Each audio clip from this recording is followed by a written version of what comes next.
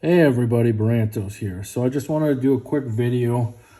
These are the only three types of ammunition you should buy for a 5.56, I think, AR-15. So there's only three types of ammunition that I think you should buy. Everything else I would say it's just not worth it. There's no application for it or anything like that. So let's break down what I have here. So right here we have the M193. Which is a full metal jacket 55 grain projectile that is your typical like a range round. So this is a lot cheaper than the other two that are on this table. It's something that you can, train with and use and also stockpile potentially. Better than the others. The reason I choose this round is because it still fragments. It still does a decent amount of tissue damage. It's cheap enough to stockpile, and it still shoots well. And I mean, I typically only stockpile brass case. I know some people, want to shoot steel. It's cheaper, I get it. But like, if they ever turn the faucet off, what are you left with? You're left with Tula, and you got terrible groups and bad, actual ballistics on it as well. So with this, you at least get a range round that if, shit, it did hit the fan, if we're in that post-apocalyptic wasteland, that this will still perform really well on tissue as well as, other targets. So that's your range round. Next, you have kind of your accuracy type as well as defense round. So this is I believe a 75 grain boat tail hollow point from Hornady. And what I would say is you either want 75 or 77 grains. So for this cartridge, I would say you're looking for that heavyweight open tip match, that Sierra Match King type bullet here. Reason for this, they're very accurate.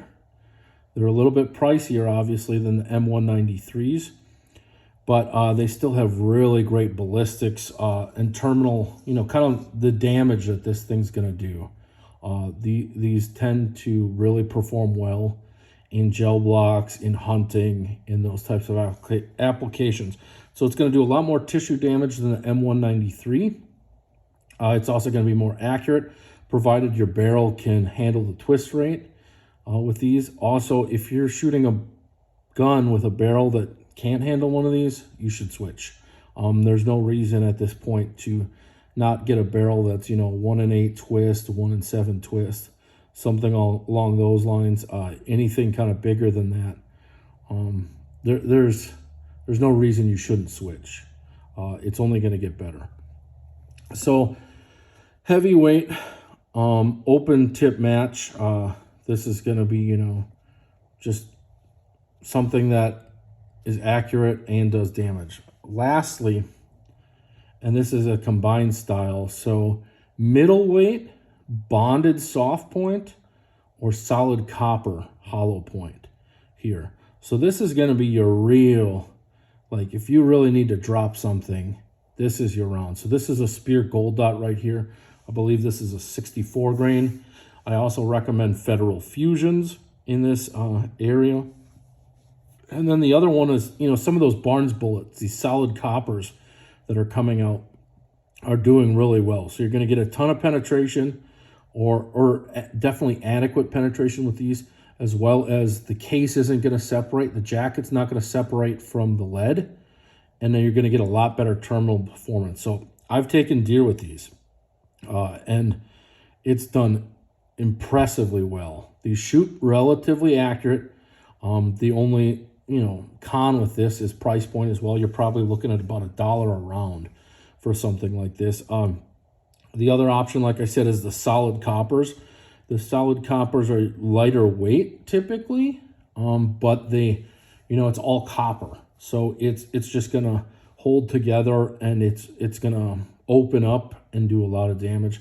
So it's gonna be, you're looking for that middle of the road, either bonded or copper. I don't mess with anything unless it's bonded or copper. If there's gonna be jacket separation, I'm not taking the chance.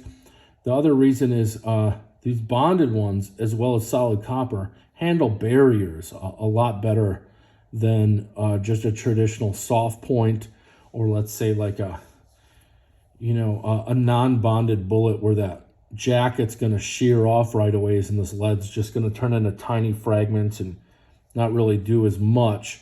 Where this, it's more likely to stick together. So those are the only 3 types of rounds that I would say you ever get for an AR-15.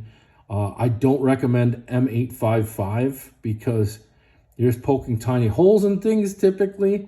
There isn't a lot of tissue damage from it, as well as it really doesn't have enough oomph to get through barriers and armor the way that you would expect.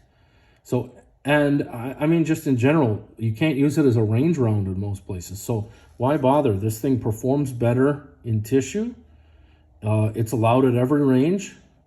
And it's just as cheap, if not cheaper, than M855. So I don't see any reason to own that round. These are the only 3 types of 5.56/223 that I put through my rifles. All right, if you have any questions, please feel free to leave a comment. Thank you for watching.